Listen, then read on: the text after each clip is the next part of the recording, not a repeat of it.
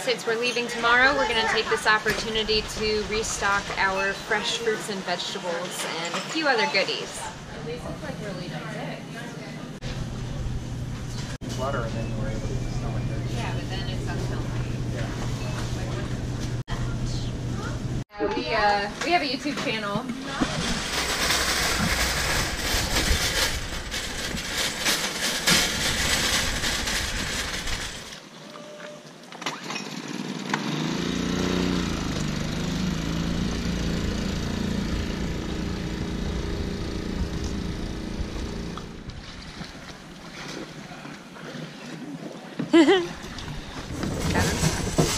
So the cool thing about this supermarket in St. George's is that we were able to get a 5% discount because we're cruisers.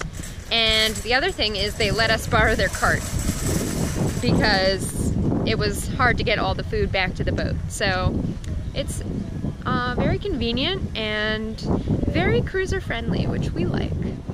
All right, so that was great. It worked out perfectly. And we promised the beautiful lady at the counter that we would give her a shout out. So this is your shout out. Thank you for our 5% discount and your kindness here in Bermuda.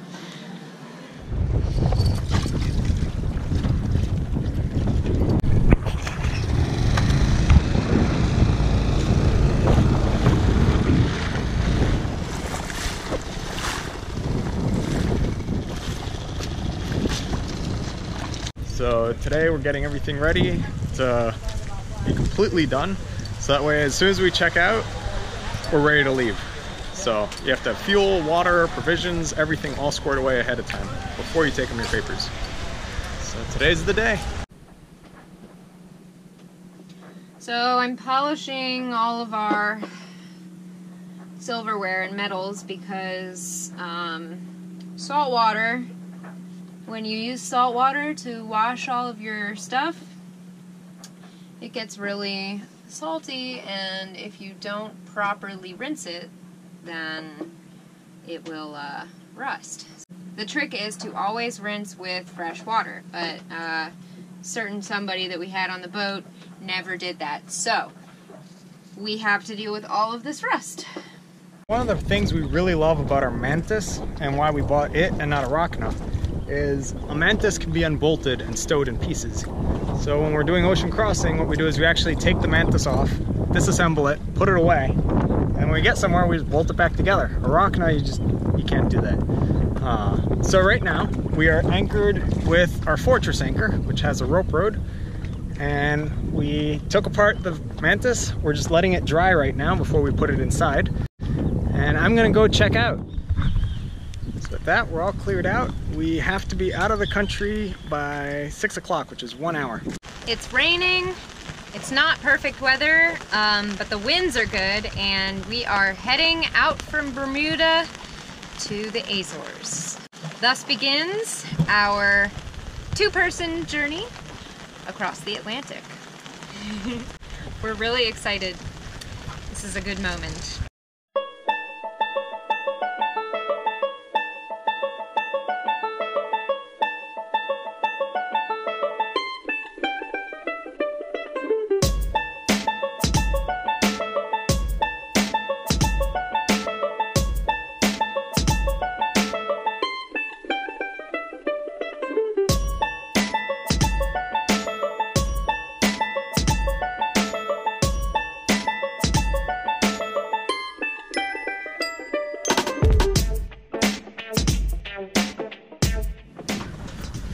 We got Chinese takeout to have for dinner tonight. Just as a, yay, we're leaving. Beef lo mein. So we're finally back out in the ocean. We left Bermuda and we're on our way to the Azores. It is just so nice to be back out in the ocean again. The gentle swell just rocking us and just the expanse of nothingness ahead of us. And we're really happy. We're leaving Bermuda now, and I must say, this has been one of my favorite stops that we've made. The Bahamas were awesome, but Bermuda is just like head and shoulders above. I absolutely loved stopping here. It's so good. So if you're ever on your way to the Azores and thinking of skipping Bermuda, at least a couple days here. You must.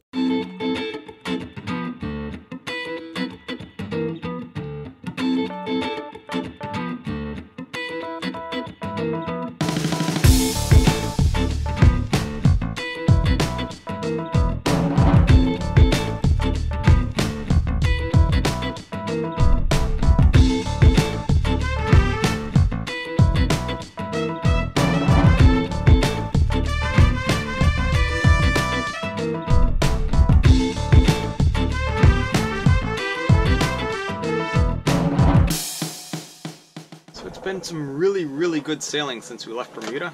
We've been sailing on what they call the rum line, which is the shortest point, or the shortest distance between 2 points on the Earth. So the Earth is curved and all mats are flat. So if you draw a straight line on a map, you're actually going to end up running a curved line over the Earth. So with some math, you can either figure out what direction to go for the shortest distance between the 2 points, or the easy way is you take an electronic map, you plot where you want to go, and it'll tell you exactly what the rum line is. So we went the easy way on that one, and we had this course. So when we left Bermuda, we just got on that course, and the wind was perfect. And we should do 100 miles in 24 hours, so I'm really looking forward to that. Right now the wind's got a little lighter, so we just turned a little more north. Out here it's pretty simple for the weather. If you like it, stay where you are. If it's too rough and too windy, head south. It's a higher pressure system down there and it'll be calmer, and if you need more wind because it's getting too light, you head north a little. So we have friends, patrons, family members, everyone who's sending us weather updates, and we greatly appreciate them, but forecasts are only as accurate as everyone knows a forecast will be.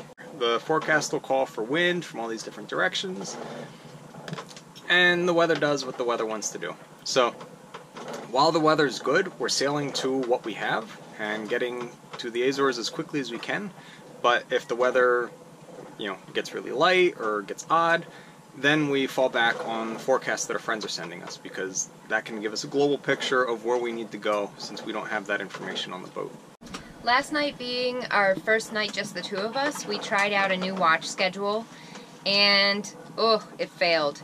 We did 4 hours on, 4 hours off, and getting just 4 hours of sleep and then being alert enough to do watch is not really a thing for me, or Herbie as it turns out. So we're gonna try something different tonight, and Herbie's gonna go to bed super early, like 5 o'clock, and I'm going to stay up until midnight and then get a full night's sleep. We'll see how it goes. I think that this is going to be a lot of trial and error in the beginning to see what really works for us. But we do think that it's important that somebody is out there at all times while we're going, especially at night. So we're going to try to figure out the best thing to do.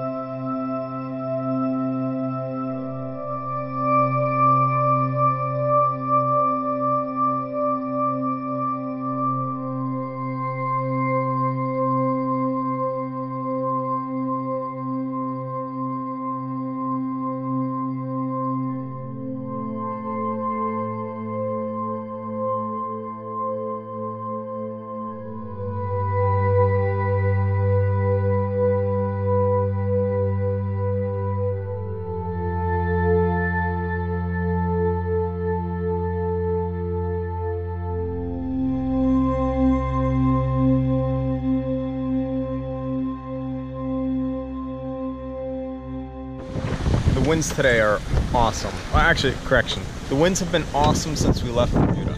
We've been doing about 5 to 6 knots the whole time. All the time. Like, it's amazing. We're covering so many miles every day. So we have a reef sail plan. We have 2 reefs in the main and our staysail flying. So we're balanced. And with that, our monitor Windvane that we call Wendy has been steering us for the past 200 miles flawlessly. When we go really fast, the prop spins, which turns the electric motor into a little generator, which therefore means that it actually gives us a lot of power. So right now it's producing 2 amps or 1.8 amps at 48 volts, which when you step it down to 12 volts to run our fridge, that's 8 amps. So we're literally just going along, producing power, and keeping all our batteries nicely topped off.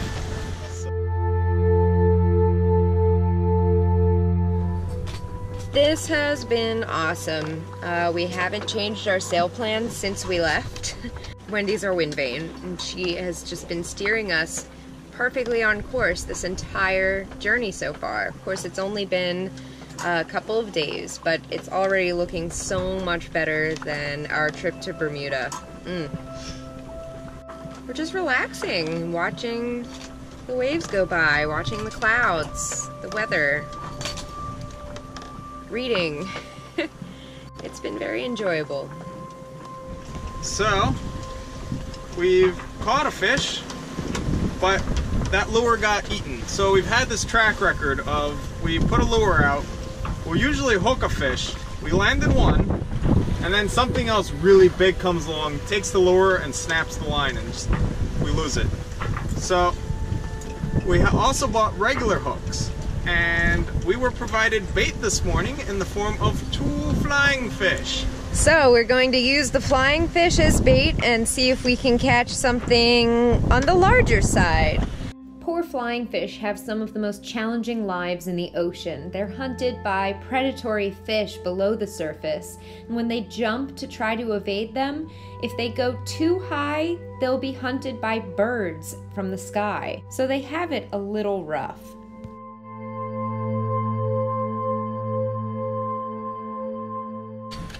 So our little fish adventure didn't work. Fail! So I pulled in the hook to see what's going on, and the hook was bare. So either he just fell off, which is most likely what happened, or something bit him off and we didn't get to keep it. So, plan B. Hot dogs! It's 1 a.m., so it's time for my watch to start. A lot of people do different watch schedules, and honestly you do whatever works best for you.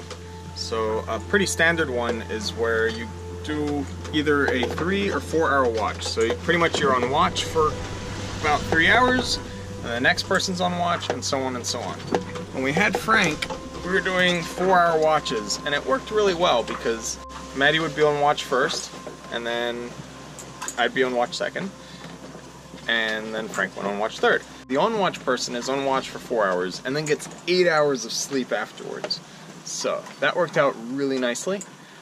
But since we're down to 2 people now, we don't have the luxury of 4 hours on, 8 hours off. So we tried doing 3 hour watches. It worked-ish. I mean, it got the job done. But we were just so exhausted. We were pretty much until 5 p.m. the next day just trying to recover from it because both of us were just so tired. So we tried 4 hour watches, and it's still not enough sleep. So what we do now, which has been working quite well for us, is I go to bed really early, and Maddie goes from 4 o'clock till 1 o'clock. So she's on watch pretty much the whole afternoon. I go and watch at 1 until Maddie wakes up, which is like 8 or 9, somewhere around there. And that way both of us get a good solid 8 hours of sleep. We're both well rested for our watch, and it's been working really well. So I think this is how we're going to continue doing it. So it's my time to go on watch, and it's Maddie's time to be off watch. Next time on Sailing Wisdom. So using the barometer, you know that you want to be at the 1020 millibar line.